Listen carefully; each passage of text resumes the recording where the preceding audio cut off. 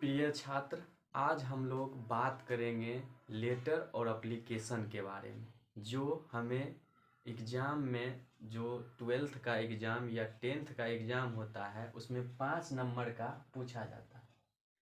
या तो आपको एक लेटर लिखने बोलेगा या में दे करके आपको एक एप्लीकेशन लिखने बोलेगा। ये इंग्लिश में भी आता है और हिंदी में भी आता है।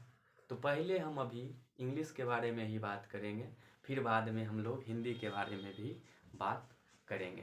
तो पहले हम लोग इंग्लिश के बारे में बात करेंगे और एक लेटर लिखेंगे, लिखा हुआ है, और उसको आपको हम समझा करके दिखाएंगे किस प्रकार से लेटर लिखा जाता है, क्या उसका लिखने का स्टैंडर्ड है।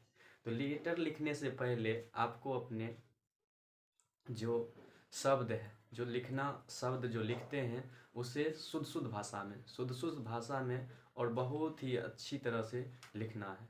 यदि वह लेटर आपको सुंदरतापूर्वक लिखा जाएगा तो जो एग्जामिनर है, जो एग्ज़ाम का कॉपी चेक करते हैं, उन्हें यदि आपका लेटर अच्छा से दिखाई दे या अच्छा से लिखा हुआ प्रतीत हो तो वह आपको 5 में 5 नंबर दे सकते हैं, नहीं तो वह आपका नंबर काट भी सकते हैं। तो इस तरह से यदि आपको 5 नंबर लेना होगा तो अंत तक मेरा जो यह वीडियो है उसे देखना ही होगा। यदि आप आधे में ही वीडियो नहीं देखते हैं और बंद कर देते हैं या वीडियो को एग्जिट वीडियो जो है उसको निकाल देते हैं, नहीं देखते हैं, तो आपका 5 नंबर आपसे चला जाएगा। और यह 100% 100 में 100% फिक्स है कि इस बार ये एग्ज़ाम में यही लेटर लिखने को देगा या यही एप्लीकेशन लिखने के लिए देगा आपको। जो एप्लीकेशन हम अभी यहाँ पर लिखे हुए हैं और अभी जो आपको हम समझाएंगे, ये पूरी तरह से 100% संभावना है कि आपको 5 नंबर आ ही जाएगा यदि आप अच्छी तरह से हमारे बातों को समझते हैं, सुनते हैं। याद करना तो है ही नहीं। सबसे पहले सुन लीजिए कि आपको याद करना है ही नहीं, क्योंकि हम जब समझा देंगे तो आपको याद करने की ज़रूरत नहीं पड़ेगी। किस तरह से लिखते हैं और ये सभी बातें कहाँ से आती है तो देखिएगा। तो लेटर लिखने से पहले आप अपने मन के भाव को लिखते हैं, जिससे ऐसे लिख देंगे कि जो बोलने वाले हो, जो सुनने वाले हो, जो देखने वाले हो, जो पढ़ने वाले हो, वह आपके लेटर में ही आपको दिखे।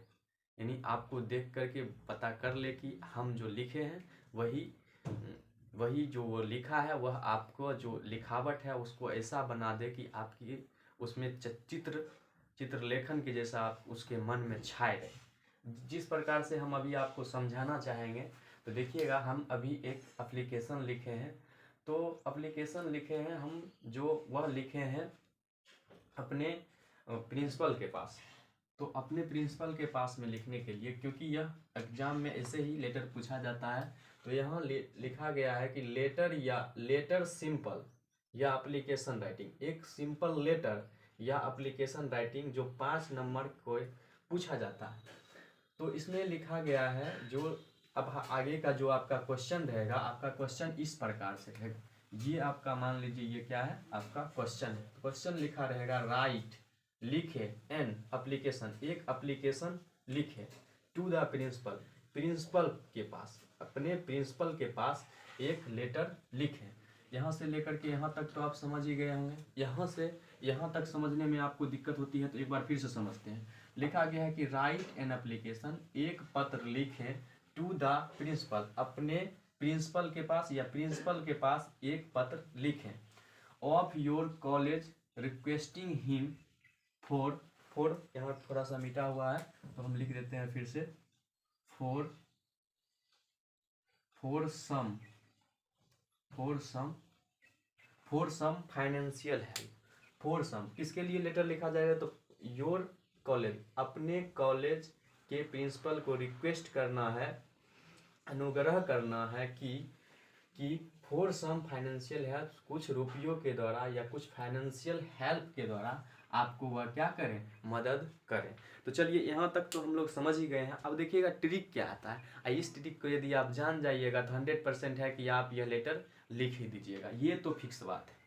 यदि आप छोड़ दीजिएगा वीडियो देखना तो अभी भी आपका 5 में से कुछ नंबर कट सकता है। तो चलिए हम लोग बात करते हैं अब लेटर की। तो लेटर जो लिखने का स्टैंडर्ड है, तो देखिए हम किस स्टैंडर्ड से में लिखे हैं, इसी तरह, बिल्कुल इसी तरह आपको भी ये लेटर लिखना है। यदि इससे थोड़ा भी डिफरेंट करते हैं आप, थोड़ा भी, तो आपको हो सकता है कि वह आपको नंबर काट लेगा। क्योंकि जब हम लोग या हमारे जो टीचर लोग हैं वह जब भी लेटर लिखते हैं या सिखाते हैं तो इसी जो स्ट्रक्चर है, इसी स्ट्रक्चर में वह भी बताते हैं। और हम भी आपको यही बात बताने के लिए अभी अग्रसर हूँ, आया हूँ और बताना चाहता हूँ कि आपका 5 नंबर आ जाए। और 5 नंबर आपका आ जाएगा तो आप हमें भी क्या करिएगा, धन्यवाद दे दीजिएगा। और हमारे चैनल जो है उसको आप क्या कर लीजिएगा, सब्सक्राइब कर लीजिएगा। और जहाँ तक हो सके शेयर कर दीजिएगा, जिस भी किसी बच्चे को, जिससे गरीब बच्चे हो उसको क्या हो जाएगा, भला हो जाएगा।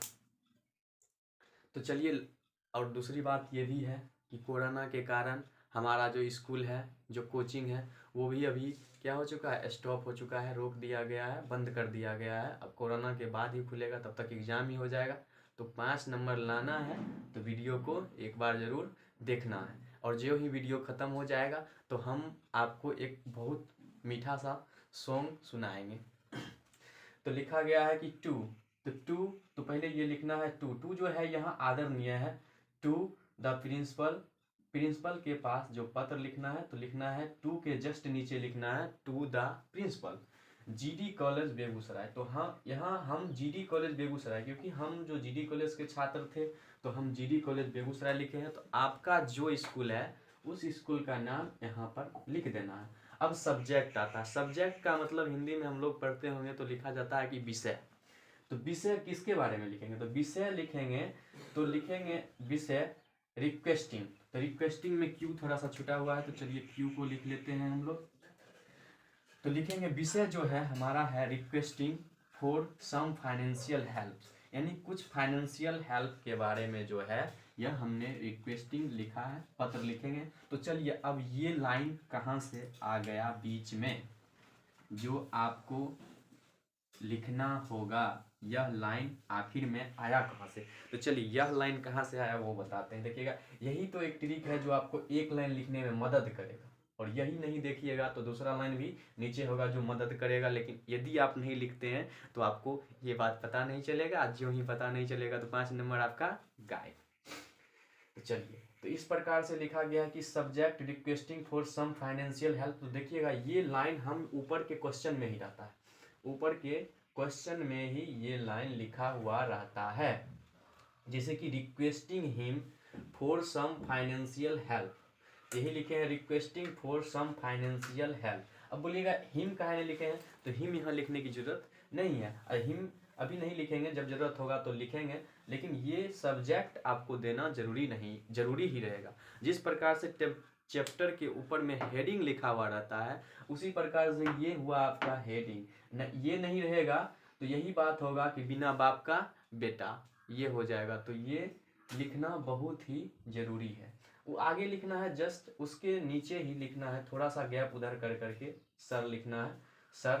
सर मोस्ट हम्बली यानी बहुत ही विनम्र के साथ, बहुत ही विनम्र के साथ, एंड रिस्पेक्टफुली और आदर के साथ। तो चलिए, ये महाशय बहुत ही रिस्पेक्टेबल आदमी है, इसीलिए इनको क्या कहते हैं, हम्बली एंड रिस्पेक्टफुली कहते हैं। कि बहुत ही विनम्र के साथ और बहुत ही और आदर के साथ, आई बिग टू से दैट। अब बिग मीन्स यहाँ भीख मांगना मत लिख दीजिए, समझ लीजिएगा। यहाँ लिखा गया आई बिग टू से दैट, इसका मतलब होता है कि मैं कहना चाहता हूँ कि, मैं कहना चाहता हूँ कि, दैट मीन्स होता है वह नहीं, दैट मीन्स यहाँ होगा कि। मैं कहना चाहता हूँ कि I am very poor student of 12th section A. तो मैं एक बहुत ही गरीब छात्र हूँ 12th क्लास का, जो आपके ही स्कूल का हूँ।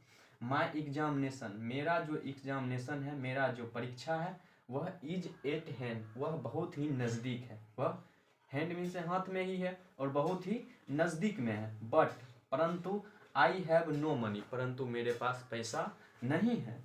टू बाय बुक या पे माई फीस, यानी to buy book, buy means यहाँ होता है खरीदना, बाय मीन्स क्या होता है खरीदना, टू बाय बुक्स एंड या पे फी, यानी आपको पैसा चुकाने के लिए, स्कूल में पैसा देने के, फी देने के लिए भी मेरे पास पैसा नहीं है। My father is not able to, मेरे पिताजी योग्य नहीं है। My father is not able to, able means होता है योग्य, नॉट मीन्स नहीं, एज मीन्स है, माई फादर यानी मेरे पिताजी योग्य नहीं है। गिव मीन्स होता है देना, सच मीन्स ऐसा, यानी मेरे पिताजी पैसा देने के योग्य नहीं है, इसलिए ए हेल्प, इसलिए सच ऐसा हेल्प वह मुझे नहीं कर सकते। देयरफॉर, अतः, देयरफॉर होता है अतः, आई रिक्वेस्ट, मैं आपसे रिक्वेस्ट करता हूँ, मैं आपसे आग्रह करता हूँ कि you for some financial help, कि आप मुझे कुछ फाइनेंशियल हेल्प के द्वारा क्या कर दीजिए, मदद कर दीजिएगा, तो मेरा भी क्या हो जाएगा, एग्जाम इस बार हो जाएगा। आगे अब जब इतना बात लिख दीजिएगा तो एक बात इंपॉर्टेंट बनता है कि किसके पास पत्र लिखे हैं, और जिसके पास पत्र लिखे हैं तो उसको थोड़ा सा अच्छा शब्दों से सूचित कर करके उसको उनको आदर से पुकारा ही जाएगा। जैसे कि आई शैल बी वेरी ग्रेटफुल, मैं आपका सदा बहुत ही क्या रहूँगा, आभारी रहूँगा। टू यू यानी आपका फॉर एवर, और हमेशा के लिए ही रहूँगा। आगे जब ये इतना तक लिख दीजिएगा तो जस्ट उसके सामने जहाँ पर आप डेट लिखे हैं ना, डेट के जस्ट सामने, तो डेट का बात हम बताते हैं कहाँ लिखे हैं, तो डेट के जस्ट सामने वाला लाइन नीचे उसी के सामने लिखना है योर ओबीडियंट, यानी आपका आज्ञाकारी, आपका आज्ञाकारी।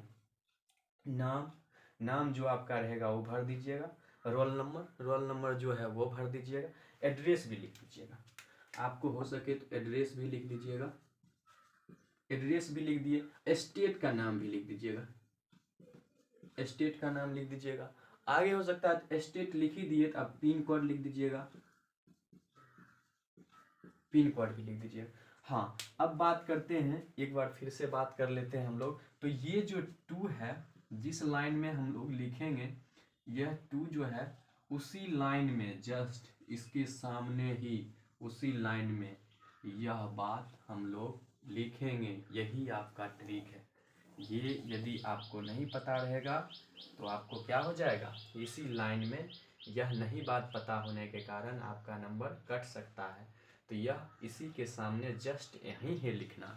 तो प्लेस कहाँ देना है, तो जहाँ से आपको लिखना है। तो मान लीजिए हम लिखे हैं, अभी हम जहाँ से लिखे हैं, तो हम अभी लिखे हैं, मान लीजिए कि हम अभी पटना से लिखे हैं,